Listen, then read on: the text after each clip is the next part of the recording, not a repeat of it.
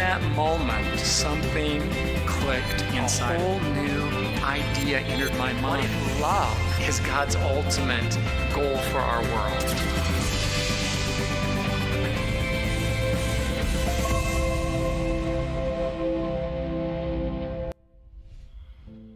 Bonjour, je suis Ty Gibson. Lorsque j'avais 8 ans, ma mère m'a pris dans une pièce de notre maison et elle a fermé la porte derrière elle. Je ne savais pas à quoi m'attendre, je ne savais pas si j'étais en problème ou quoi, parce que je savais ce qu'elle savait. J'étais vraiment très médiocre à l'école. En fait, mon prof m'a dit de manière répétée que je n'essayais même pas d'entrer dans le processus d'apprentissage. Et je sentais qu'elle allait le dire à ma mère. Et en fait, elle l'a dit à ma mère. Mais ma mère n'allait pas me mettre une fessée ou quelque chose comme ça. Elle avait une solution différente en tête. Elle allait me dire la vérité. Parce qu'elle savait que je faisais n'importe quoi à l'école parce que j'étais totalement stressé au sujet de ce qui se passait dans notre maison. La seule chose à laquelle je pouvais penser chaque jour, à chaque moment, c'était les cris, la violence et la douleur qu'elle traversait. Mon père régulièrement avait des accès de colère et la battait au sang.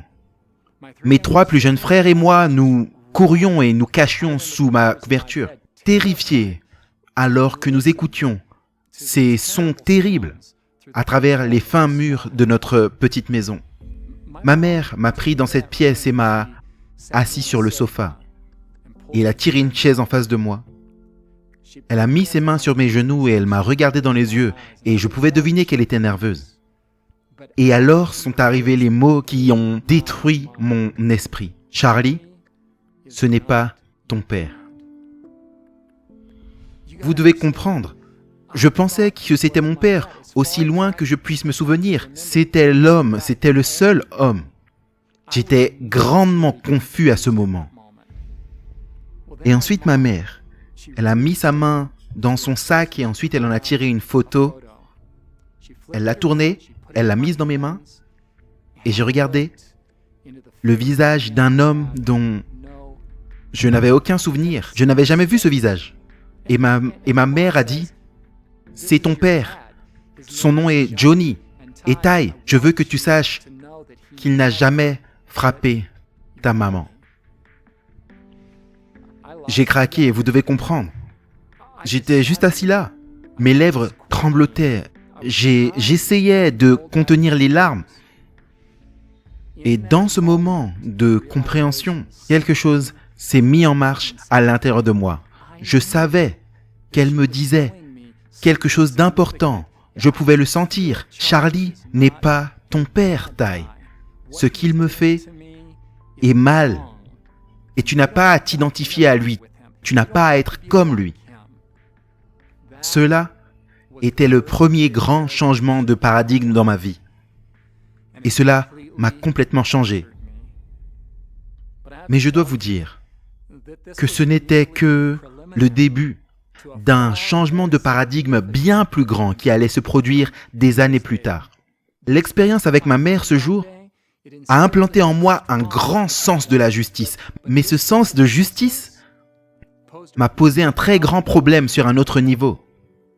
À l'époque où j'étais adolescent, j'étais tristement conscient que tout notre monde est rempli de mal et de souffrance. Et cela m'a troublé, cela m'a vraiment perturbé profondément, particulièrement à chaque fois que quelqu'un me parlait de Dieu. Dieu, vraiment, mais est-ce que tu es sérieux? Quelle notion ridicule! Comment quelqu'un peut vraiment voir ce qui se passe dans ce monde et croire en Dieu? Je raisonnais un peu comme ça. Ok, si Dieu existe, alors certainement, il utiliserait sa toute-puissance divine pour arrêter tout le mal et la tristesse dans le monde, n'est-ce pas? Mais vu qu'il ne le fait pas, cela doit vouloir dire que le monde dans lequel nous vivons est exactement comme il veut qu'il soit. Dans ce cas, il ne peut pas possiblement être bon, et s'il n'est pas bon, pourquoi voudrais-je avoir à faire quoi que ce soit avec lui? Peut-être que je voulais un dieu type Rambo ou Terminator. J'en sais rien, mais ce que je voulais, c'était un Dieu qui détruirait tout et empêcherait les mauvaises personnes de faire des mauvaises choses. Je voulais un Dieu de pure puissance et de contrôle et justice absolue. C'est ce que je voulais. Mais un jour, après avoir pensé à cela encore et encore pendant des mois, sous tous les angles, une toute nouvelle idée est entrée dans mon esprit. Et si l'amour, et pas le contrôle, était le but ultime de Dieu pour notre monde? Si cela était vrai, un tout nouveau cadre de compréhension suivrait naturellement. Je me souviens d'être assis là, dans ma chambre, à 16 ans, entouré de posters de rock'n'roll sur tous mes murs. Des rails de coke sur un miroir juste à côté de moi.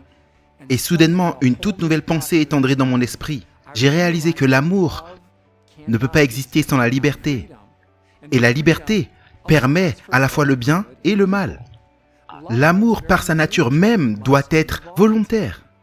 Un monde dans lequel les mauvaises actions seraient impossibles signifie également un monde dans lequel l'amour serait impossible.